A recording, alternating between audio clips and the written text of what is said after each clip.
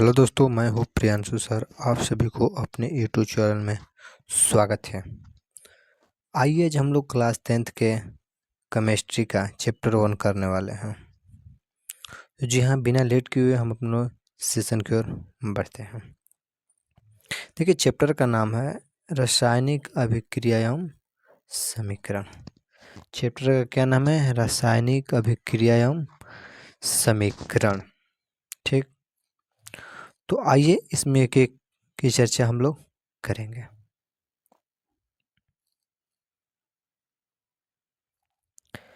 पहला बात चर्चा करते हैं कि रासायनिक अभिक्रिया क्या होता है।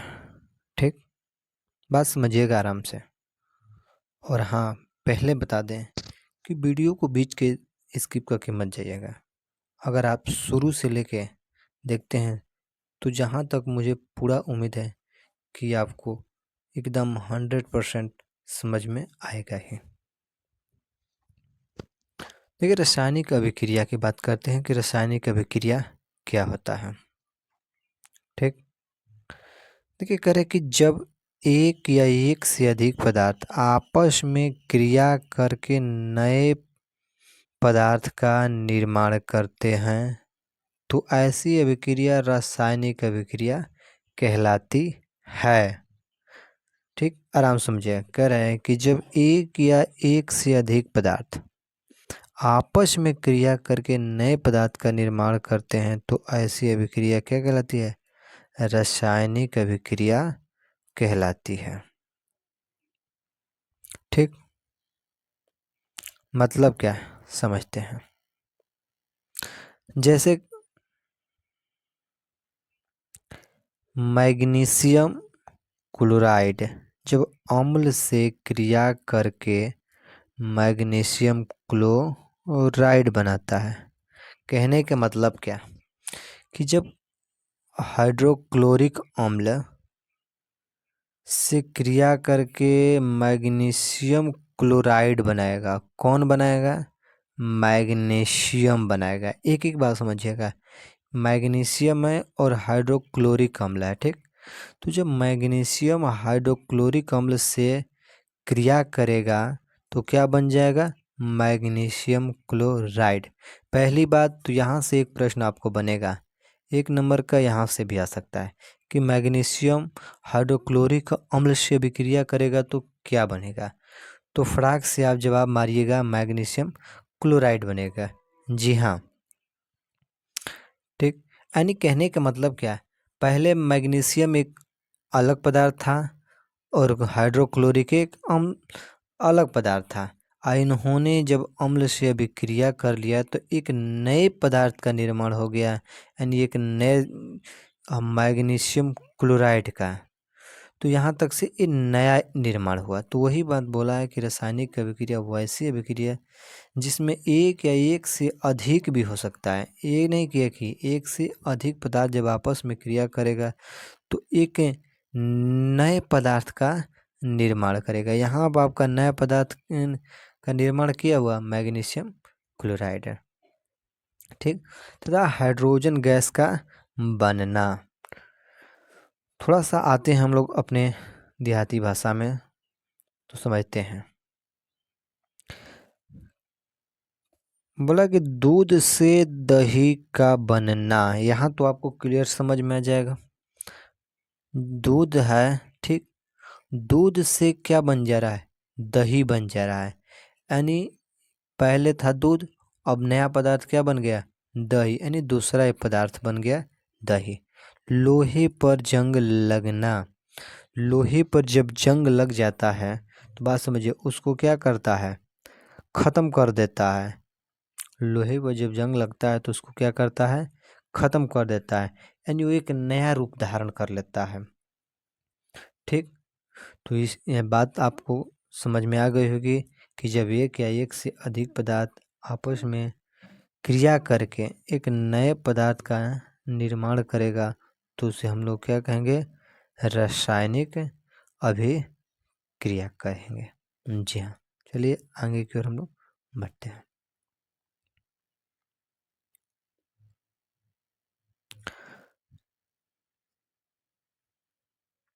आइए देखते हैं इसके लक्षण क्या हो सकते हैं। ठीक, करें कि रासायनिक अभिक्रिया के लक्षण, इसके क्या क्या लक्षण हो सकते हैं। जी हाँ, कहते हैं कि रासायनिक अभिक्रियाओं के महत्वपूर्ण लक्षण हैं। ठीक, पहला रंग परिवर्तन, गैस का निकलना, अवस्था परिवर्तन, ऊष्मा परिवर्तन एवं अवक्षेपण का बनना। यानी जैसे ही अपना दूसरा अवस्था लेगा तो इनमें ये सारे आपको लक्षण देखने को मिलेगा। जैसे ही हम लोग देखे हैं कि दही का जमना, वहाँ भी कुछ कुछ न अलग उसका परिवर्तन हो जाता है। उसकी अवस्थाएं क्या होती है, वहाँ पे अवस्था चेंज होती है। बात समझिए, वहाँ पे क्या चेंज होती है, अवस्था। पहले था लिक्विड में, अब थोड़ा सा उसको हो गया। ठीक, वहाँ से अवस्था उसका क्या होता है, चेंजिंग हो जाता है।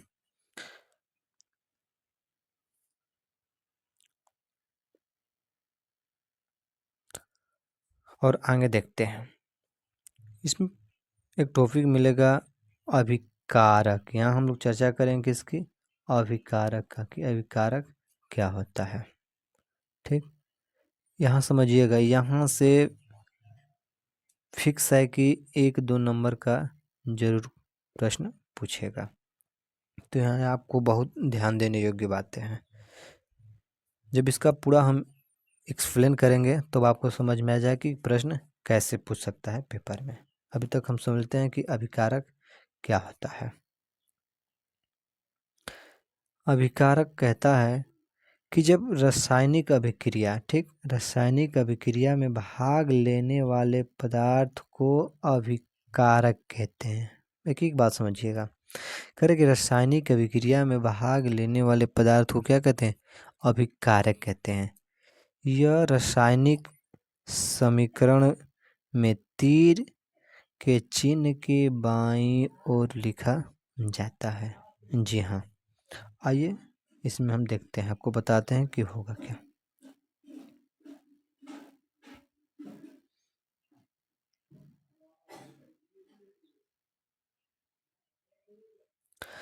देखिए पहला ना कि जैसे H2+Cl2 बराबर 2HCl। ठीक, बात समझिएगा, कह रहा है कि H2+Cl2, यानी प्लस मतलब जुड़ना, प्लस मतलब जुड़ना, हाइड्रोजन और क्लोरीन, हाइड्रोजन और क्लोरीन को क्या करें, मिला रहा है। हाइड्रोजन और जब क्लोरीन मिल रहे हैं तो एक नए पदार्थ के निर्माण होता है, हाइड्रोक्लोरिक अम्ल HCl का निर्माण हो जा रहा है। इसको बोलते हैं हाइड्रोक्लोरिक अम्ल बोलते हैं। इसको क्या बोलते हैं, हाइड्रोक्लोरिक हाइड्रोक्लोरिक अम्ल बोलते हैं इसको।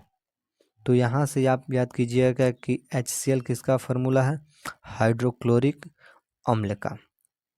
ठीक, अभी अपने हम लोग पॉइंट पे आते हैं। हम लोगों ने क्या पढ़ा था, अभिकारक पढ़ा था कि अभिकारक किसे कहते हैं। ठीक, तो यहाँ से समझते हैं अभिकारक। देखिए बात समझिए, अभिकारक में क्या बोला है, करे कि रासायनिक अभिक्रिया में भाग लेने वाले पदार्थ को अभिकारक कहते हैं। ठीक, जो रासायनिक अभिक्रिया होगा, जो उसमें भाग लेगा, उसी को कहेंगे क्या चाहिए, अभिकारक। और जो मेन इंपॉर्टेंट बात है यहाँ पे लिखा हुआ है, क्या लिखा हुआ है कि समीकरण में तीर चिन्ह के बाईं ओर लिखा जाता है। कहाँ लिखा जाता है, बाईं ओर लिखा जाता है। कभी भी रहेगा तो तीर चिन्ह के बाईं ओर ही लिखा जाएगा। ठीक, देखिए ये तीर चिन्ह हो गया आपका,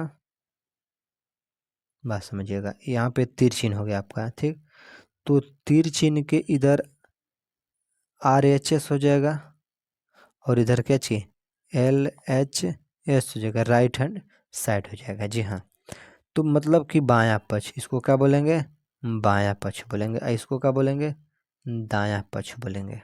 तो आपका बाएं साइड में बोला था, तो बाएं साइड में कौन है, Cl2 और H2 है। तो हमारा अभिकारक क्या बना, अभिकारक हमारा H2 बन गया और Cl2 बन गया। ठीक, एक एक बात को अभी समझेंगे हम लोग। दूसर की बात, प्रतिफल। प्रतिफल यानी इसको इंग्लिश में बोलते हैं प्रोडक्ट। बात समझिएगा, कह रहा है कि प्रतिफल क्या होता है। ठीक, अच्छा एक बात बताइए कि प्रतिफल यानी फल को हम लोग चर्चा करते हैं, फल कब मिलता है? जब हम लोग कोई काम करते हैं, उसका परिणाम निकलता है, उसको हम लोग बोलते हैं फल मिला हुआ है। कोई भी काम करने का लास्ट में जो परिणाम आता है उसी को हम लोग क्या बोलते हैं? फल बोलते हैं। जी हाँ, तो यहाँ पे भी वही बात समझिएगा। यहाँ पे बोला है कि H2 और Cl2 ये दोनों को जब मिला देगा तो एक नया पदार्थ बन गया 2HCl यानी हाइड्रोक्लोरिक अम्ल, यानी ये फल के रूप में प्राप्त हुआ।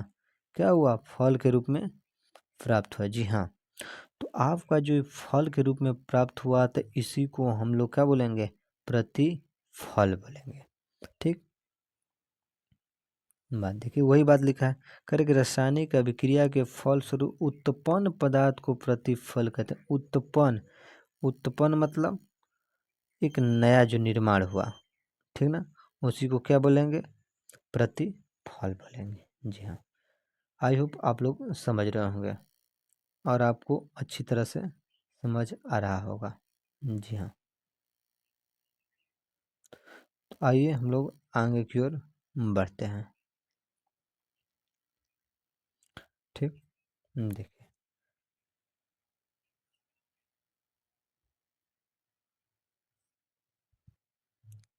आगे हम लोग देखेंगे रासायनिक समीकरण यानी केमिकल इक्वेशन। क्या देखेंगे? केमिकल इक्वेशन यानी रासायनिक समीकरण। ठीक, यानी रासायनिक समीकरण किसे कहेंगे? करके जब किसी रासायनिक अभिक्रिया में अभिकारक एवं उत्पाद की जगह उनके रासायनिक सूत्रों का प्रयोग करते हैं, उसे रासायनिक समीकरण कहते हैं। बात समझिएगा, कह रहे हैं कि जब किसी रासायनिक अभिक्रिया हम लोग जाने थे। ठीक, रासायनिक अभिक्रिया क्या था कि जब एक या एक से अधिक पदार्थ आपस में क्रिया करके नया पदार्थ बने, उसे क्या कहेंगे? रासायनिक अभिक्रिया कहेंगे। ठीक, यानी एक और एक से अधिक पदार्थ जब मिल जाए तो उसे क्या करें? रासायनिक अभिक्रिया करें। तो वही बात यहाँ पे भी समझिएगा, करें कि जब किसी रासायनिक अभिक्रिया में अभिकारक भी हम लोग अभी चर्चा किए हैं, अभिकारक एवं उत्पाद, ठीक, की जगह उनके रासायनिक सूत्रों का प्रयोग किया जाता है। अब यहाँ हम लोग रासायनिक सूत्र केवल प्रयोग किए हैं। ये जितने रासायनिक सूत्र है इसी को हम लोग कहेंगे रासायनिक समीकरण। उसमें आप लोग देखे होंगे लिखा था कि दूध से दही का बनना। अब उसी बात को हम लोग यहाँ संकेत द्वारा लिख दिए। ठीक, जैसे हाइड्रोक्लोरिक अम्ल का बनना, इसमें हाइड्रोक्लोरिक अम्ल का उसमें भी हम लोग चर्चा किए थे। यहाँ पे इस संकेत के रूप में हाइड्रोक्लोरिक अम्ल को लिखे हैं। जैसे H2 और Cl2 मिलके क्या बना दिया? हाइड्रोक्लोरिक अम्ल। जी हाँ, तो इसी को हम लोग बोलेंगे रासायनिक समीकरण। ठीक, आई होप आप लोग समझ गए होंगे। आइए आगे की ओर चलते हैं। अगला पॉइंट है रासायनिक समीकरण के प्रकार। ठीक, रासायनिक समीकरण के कितने प्रकार होते हैं?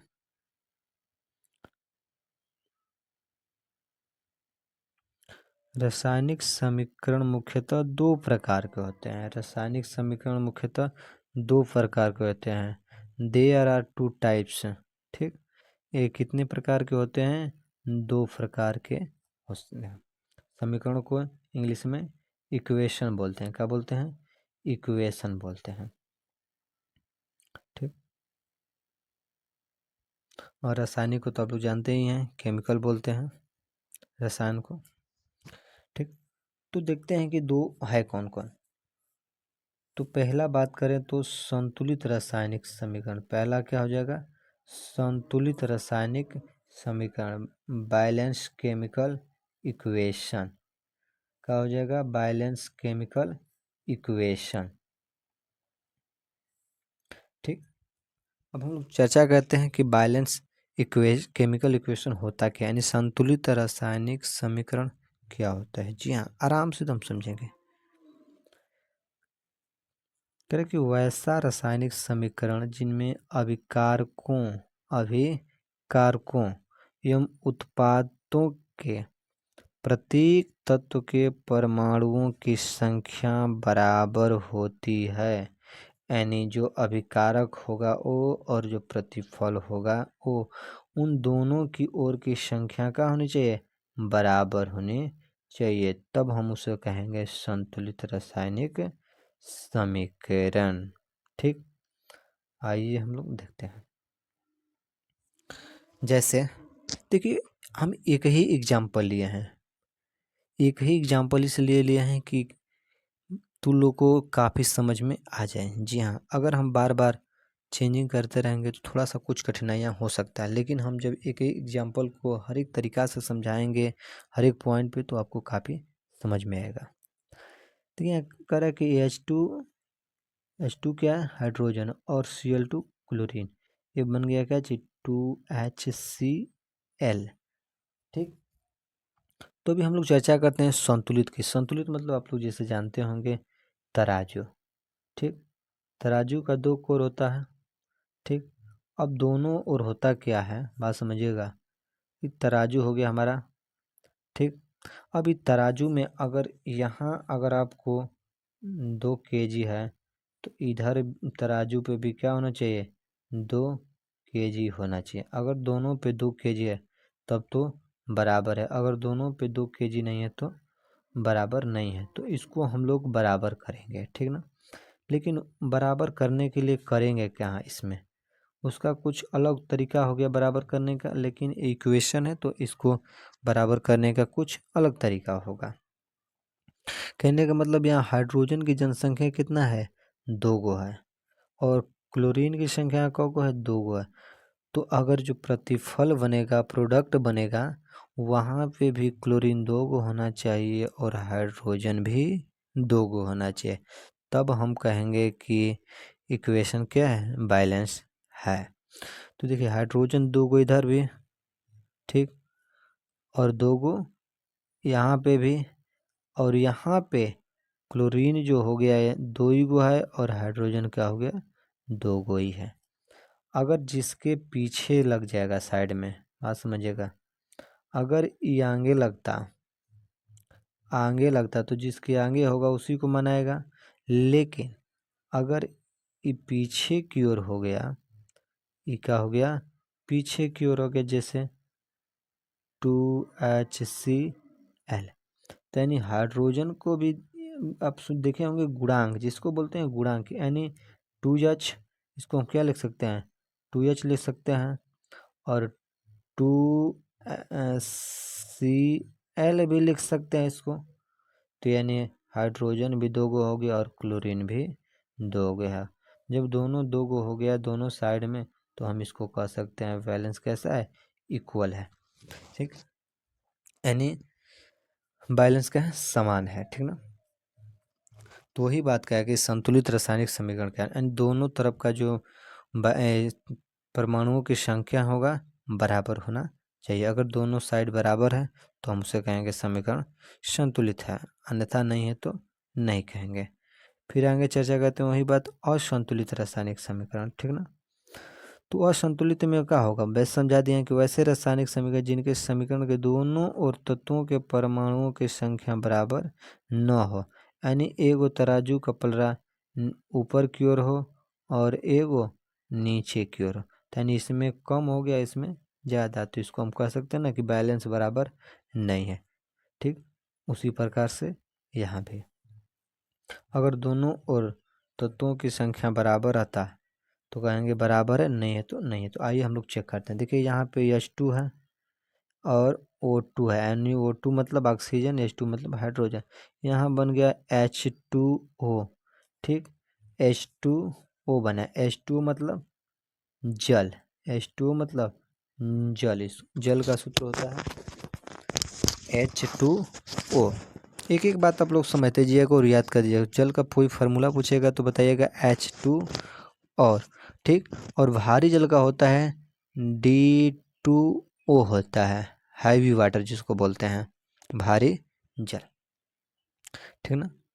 तो ये चर्चा देख, यहाँ पे हाइड्रोजन की जनसंख्या 2 गो है, ऑक्सीजन की संख्या 2 गो है, और यहाँ पे हाइड्रोजन की जनसंख्या देखेंगे तो 2 गो हो गया, और ऑक्सीजन की संख्या क्या गो हो गया, ऑक्सीजन की संख्या 1 गो हो गया। यानी हम लोग कह सकते हैं कि बैलेंस इक्वल नहीं है। जब बैलेंस इक्वल नहीं है तो इसे हम लोग क्या कहेंगे, असंतुलित रासायनिक समीकरण कहेंगे। जी हाँ,